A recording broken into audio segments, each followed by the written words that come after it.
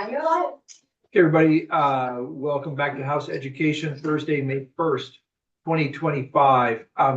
This next segment, we're following up on some discussion we had previously about the independent school approval process and oversight process. And when I say independent schools, we're really talking about both general education and therapeutic schools. And so we've got some folks from the Agency of Education to kind of walk us through a bit of that process, talk to us about a backlog in the approval process that is still being worked through and where that stands and what's being done to address it. And sort of a little bit about the oversight of some of the schools that have been in the press recently. Anyway, lucky to have three folks here, but I think Lori Dolezal is going to be handling the chunk of the testimony today. So I'm going to turn it right over to you. Thanks for being with us this morning. Thank you for having me. Yes, Secretary Saunders unfortunately couldn't make it, but hopefully I can help you understand a little better the independent school process. I'm Lori Dolezal. I am the Director of School Improvement and currently serving as the Interim Director of Education Quality, which oversees the independent schools part of the process. And today I'm just going to provide you some testimony on the overview of the independent school process, the approval process, which is identical to the renewal process. Our team has provided you with a more comprehensive document detailing the processes and protocols and some of the related materials to this approval process. And today I'm going to walk you through it a bit and provide you with some of the contents of that document and highlight some of the specific priority work in which we're engaged. I encourage you to examine the documents further and reach out to our team if you have additional questions or if you would like additional information, because this is a cross-division effort at the agency. So there are multiple teams involved in the process. So we'd be happy to provide you with more detailed information as you see fit. So the approval and renewal of independent schools is governed by the laws outlined in 16 VSA 166 and the State Board Rule 2200. The State Board of Education has the ultimate authority for approving the schools, but the implementation of the regulations requires us at the AOE to review within the scope and oversight set forth by the educational statutory requirements and the rules. The work also involves, as I said, collaboration across the AOE divisions, but also coordination with external agencies, other agencies within state government. As you mentioned, we are currently experiencing a backlog for the approval process due to a variety of factors, but we're committed to resolving this backlog as expeditiously as possible. And we've been making some improvements and trying to ensure sufficient resources and protocols to put in place to do so. So in the first section of the testimony, you'll see that complementary to the recent testimony provided by State Board of Education Chair Samuelson, we've included some of the additional detailed process steps that we undergo at the agency and how those align to Rule 2200. And that includes on page 9 a detailed protocol for a review process. And this includes the review of the application, so a desk review, site reviews, the reporting and the vetting of the reports before it then goes to the subcommittee of the State Board of Education. We also noted additionally a few areas that we see for process improvement. So I've been in this position for a short period of time, but in my tenure at the agency for the last 12 years, a big part of my role has been continuous improvement and continuous improvement efforts. So I'm very committed to looking at the standard operating procedures and protocols we have in place and making any process improvements that are necessary to ensure the efficiency of these processes, and working also collaboratively with the state board as we have dual roles in this process. So the following section highlights the scope and the oversight of our work at the AOE, as well as some of our partner agencies, as well as the school officials, their role in this approval process. And in section 224.1.2 of Rule 2200, it indicates that site visits shall be coordinated with other agencies of state government that inspect such facilities.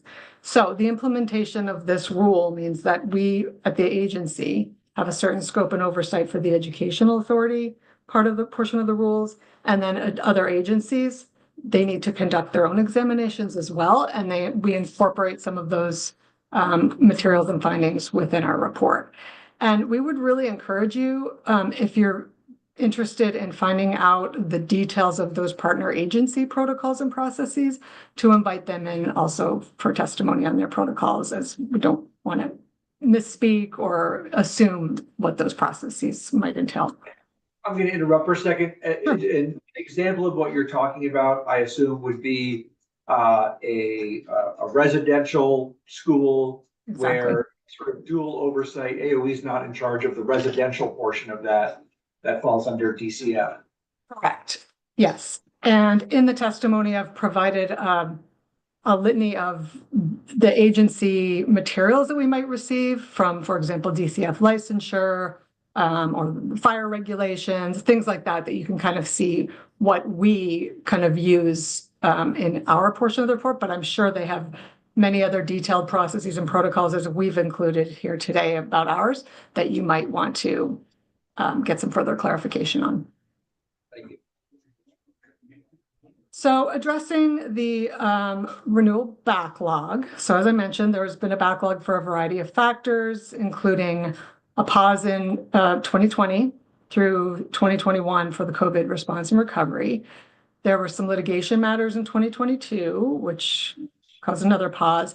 And then in January 2023, there were various iterations of our processes and protocols and assurance document or technical assistance documents that needed to be revised to accommodate the rule changes. So those have all been taken care of. Excuse me, are you specifically talking about the attestation about discrimination and all of that as causing a delay in a backlog? I think that was part of it. I don't want to misspeak because I wasn't present during that portion of the backlog. However, I do understand that because of the rule changes, there were certain revisions we needed to make to our technical assistance forms, guidance, the application itself, to make sure that everything was in compliance with the rule changes. Thank you. So we have been, as I said, working diligently to try to make those changes. Everything with the application is in order. All of the applications were received by the April 1st deadline, as well as the revised assurances that needed to be submitted. So the team has everything they need now, and the reviews are underway. We're prioritizing the reviews based on the renewal expirations, and as well as the intensity of the review that's required, and as applicable, any potential high-risk category schools. So all of the applications have been received. They're currently undergoing desk reviews. Schools that, so part of the review process is the review of the application itself in a desk review, and then there's a site review. And following the site review, there's the reporting and the vetting of the report, all before it goes to the state board. And so we're prioritizing trying to expedite the applications that don't require a site review so that we can get those fresh reports with the addendums, because everybody did need to submit a new application to be in compliance with the new rules. So we're trying to expedite those to the State Board of Ed as quickly as possible, while also simultaneously scheduling the site reviews for the schools that will need them. I'm going to interrupt again, just to clarify. By site review, you mean like visiting the site? Correct. Yes. Okay, and a school that would not require a site review would not require one because they are NEASC approved, or why? Either they were accredited, or if they had previously had a site review. But so due to the backlog, we kind of had to stop. If they'd already received that site review, then we're just doing an additional desk audit. And unless anything comes up with in both of those cases, in this desk review that can't be resolved from simple technical assistance, then those would be expedited for the report and the recommendation to the state board. So I do want to note too that to ensure the integrity of this entire process, so we've included a schedule in a tentative schedule in the testimony as well that hopefully lays out those categories that we've spoke about, the prioritization of the reviews that need to happen. All of that depends on everything going well. It's contingent on the feedback from all the internal parties and external parties on the timelines that we provide. So when the applications are reviewed, that takes about 2 weeks. And then there needs to be some internal vetting across, for example, a special education. If the special education team is involved, they need to submit their portion of the report.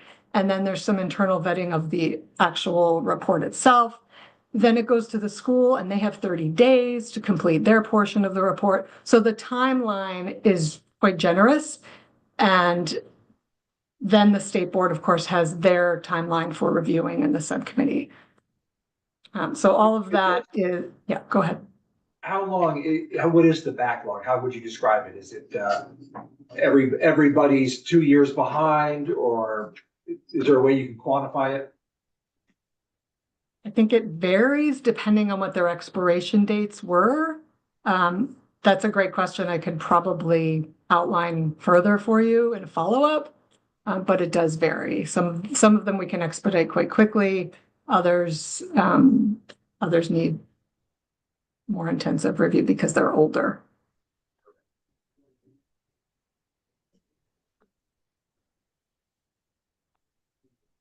And so as I noted on page 9, there is a detailed review protocol that you can see. You can kind of see and get a general sense of that timeline and outline of each of the steps in the process, both within the AOE, in communication with the school, and then the state board's role in their approval, and then the final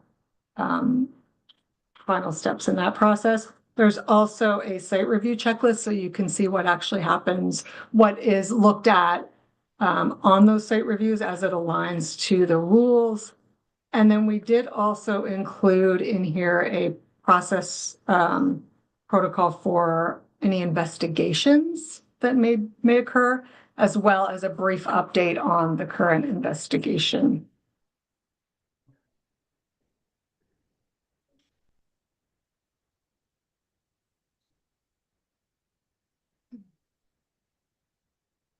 And with that, I'll just open it up to any questions you might have. And as I said, as you further examine this document, you might have other questions or additional information that you would like us to provide, and I'd be happy to return to the teams and provide that to you.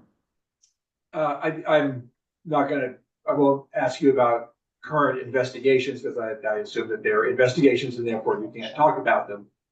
But in the sort of approval process for what's called them general education approved independent schools, Act 173 requires that to be an approved independent school qualified for public tuition, each school needs to be able to accommodate special education. Could you talk a little bit about what those requirements are? Because we have heard everything from got to have a special educator on staff to somebody, doesn't matter who, has to just watch a few modules. Mm-hmm.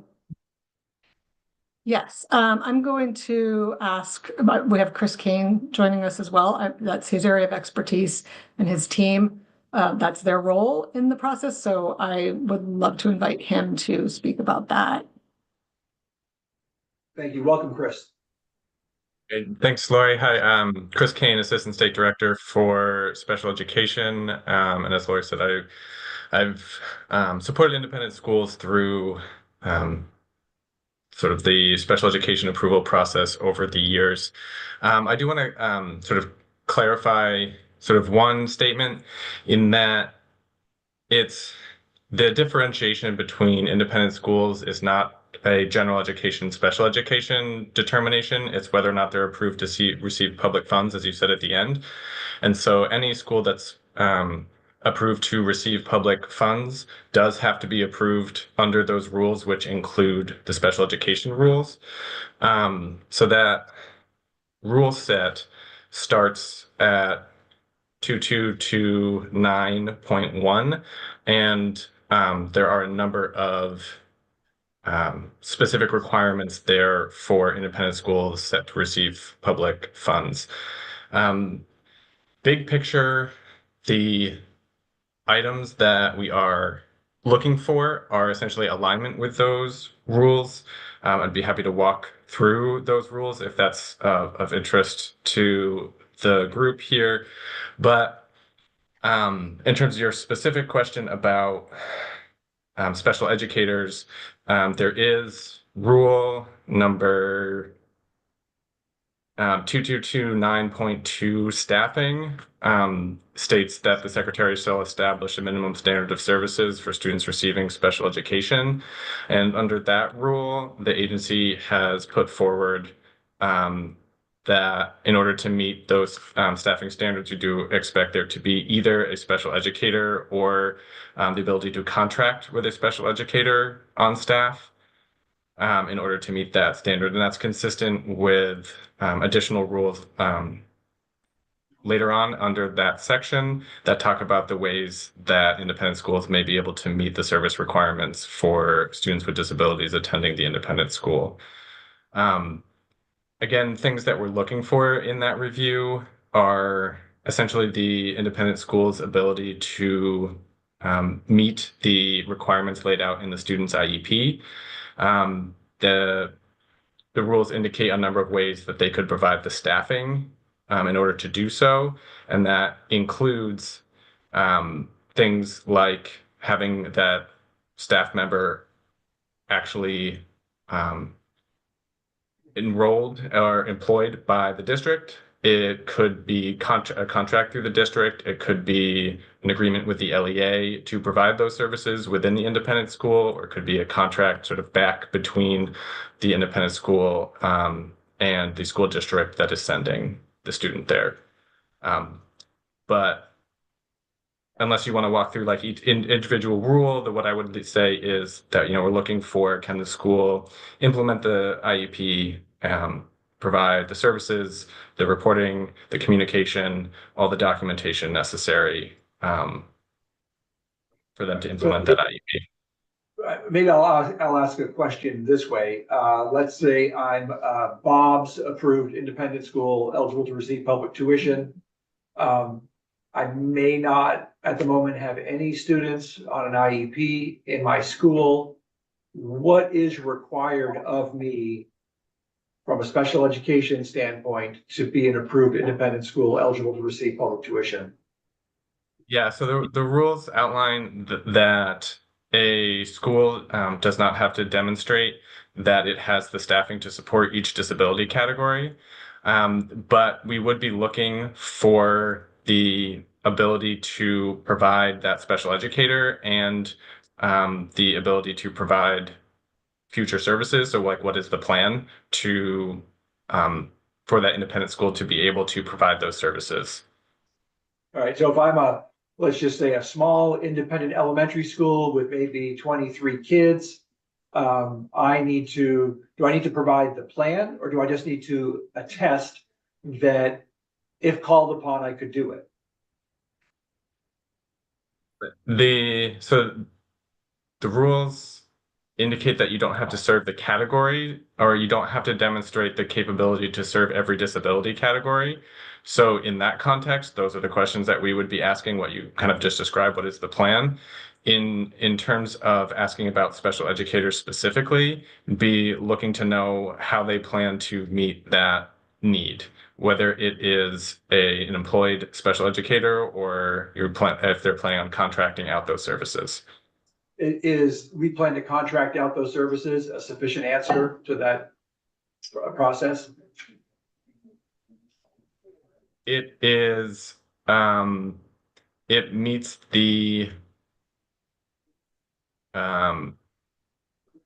it meets the letter of the rule. Does it meet the spirit of what the state board is looking for in the process?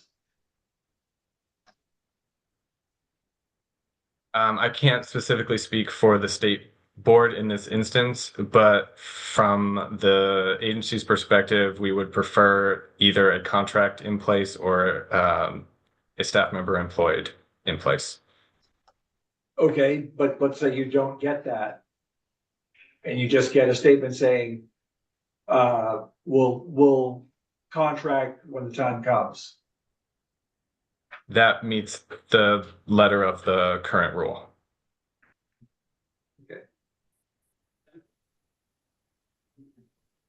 Okay, but that's not what you would prefer to see. That would not be best practice. Okay. So then you forward your, would you call it a recommendation to the state board, and then it is up to them to say whether it's sufficient or not? Or whether it meets what they believe the law says? I will defer to Lori to answer that question, but so any special ed membership on the approval team will document what they have found. That information gets included in the report Lori was discussing, and then Lori, I'll let you describe how the state board interacts with that document.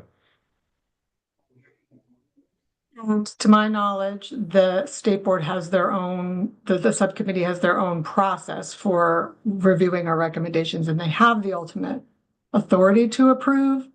However, this is one of the areas in which we're looking at potential improvements, i.e. coordination across our agencies, but also coordinating with the state board, because in various interactions we've had in my time in this role, I see there are several areas that we could improve upon. As Chris said, is this the spirit and intention of the law as we would see it? And if not, perhaps we could coordinate with them to make it more robust, and therefore our recommendation might be different in that case. But we would need to discuss that with them, and if it requires a change to the rule to do so, that would be up to them. There was talk, and maybe you can help me understand how maybe this developed, where it seemed like going through a module online program by any employee of an approved independent school eligible to receive public tuition was sufficient to meet for a recommendation from the AOE. I can speak to that, Lori. So in the context of, so there's sorry, I'm just gonna quickly get the rule number right. So that the assurances under 229.3 talk about sort of essential understandings and knowledge of various components of special education. And so the recommendation from our team was that that could be met by either employing a special educator, contracting with a special educator, or having someone who has gone through a series of modules that is also used for the Pathway D licensure, which is an alternate pathway to a special education license. And so it does not would not have absolved an independent school of the responsibility to meet the service requirements, which may require a special educator, but it was a way to try and provide an option for an independent school to demonstrate that they had sort of knowledge and expertise in basic areas of special education. My understanding is that the state board did not agree with that recommendation, and so it is no longer within sort of the application or the options for an independent school to demonstrate. Great. Yeah, thanks for the update. Sorry, I'll just add to that the application had been updated. That's the first thing I remember from my move to the interim position here. That was one of the first tasks that we had in hand to update that application as soon as possible and get it posted. Great. Committee, other questions? I didn't mean to I do, if you want to keep going. No, go ahead. So mine's kind of like a two-part question, or two questions, but I'm trying to smash them into one. What does the AOE's quality assurance process look like for public schools as compared to the one they have for private schools? And is there a review process, a site review process for public schools, and how does that compare to the one we do for private schools? So I can speak a little bit to that based on my other hat that I wore at the agency. We did have a public school review process as part of our accountability framework. It was called the Integrated Field Review Process, which was also put on pause during COVID. And I am not exactly sure what the new process will be, but there are processes in the works right now related to the district quality standards. And I don't want to speak too much on this because it's not my work right now. But I'm sure someone would be happy to come and speak to you about that process and how it integrates with the education quality standards. I would love to know more, so you can even just have them reach out to me if Sure. Yeah, Yep. we have a list of all the attestations that. And I guess my superintendents curiosity is, do. right, we have this process for independent schools, but I don't have the same kind of process for public schools. So that's just, public schools have annual, mounds of attestations and paperwork you have to do. Plus they have to meet district quality standards, plus they have to meet education quality Things like standards. site reviews, things like that. And Those are all, Yeah, Well, and there has they don't have site review, and they are also all required to submit annual continuous improvement plans as well. But as far as the site reviews, that component of the quality standards went on pause, and just not sure exactly what that's going to look like. I don't want to misspeak on that entire process. I'd love to, if you can get me information on who I should contact. Definitely can do that for you. Thank you.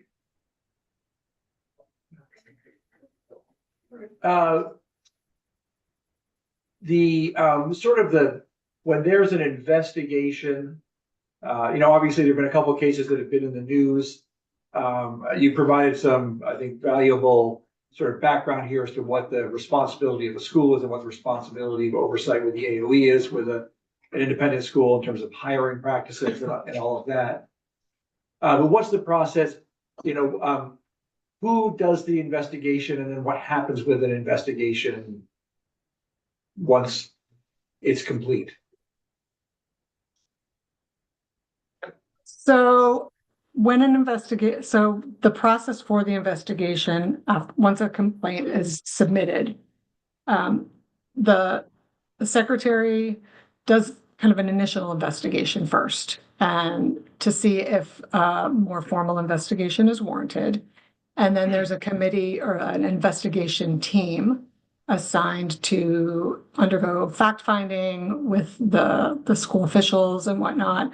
And that team is then presents a report to the secretary, and that is vetted through our legal counsel, who I think just needed to leave, and she would speak much better on this.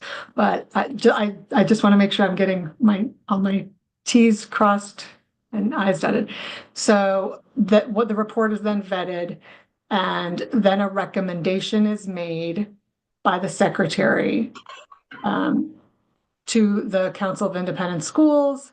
And if that recommendation is contested, or if they have a different opinion from that investigation recommendation, then it would be recommended for a hearing with the State Board of Education.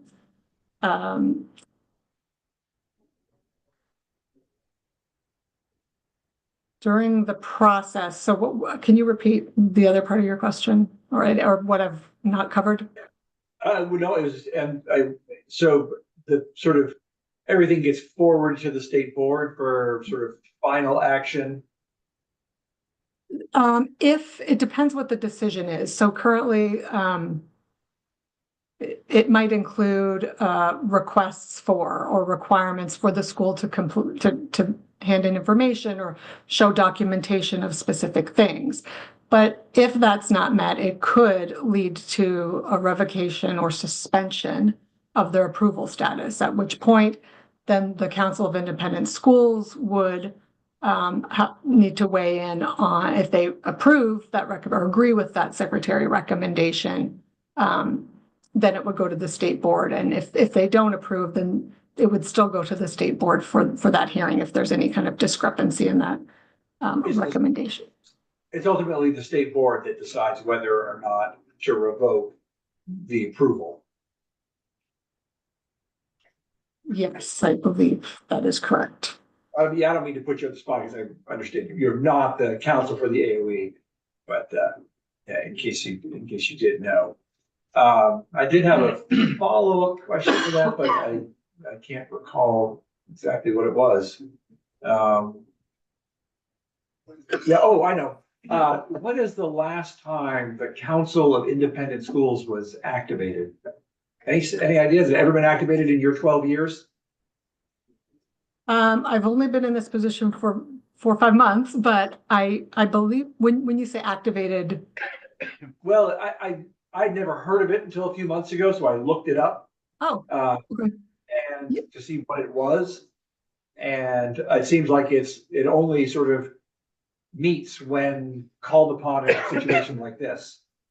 It's currently active. There are members, actually, we just met with a couple of the members last month. And their role is to advise the secretary on various components related to independent schools. They also, as I said, help out with the investigations, which they did, or they are in the process of for the current investigation. So they are active. It is a bit difficult to encourage membership, I've learned, but they are active. And there's a section in the testimony that explains kind of the breakdown of who those people are. But yes, they are, and they have regular meetings, as I understand it.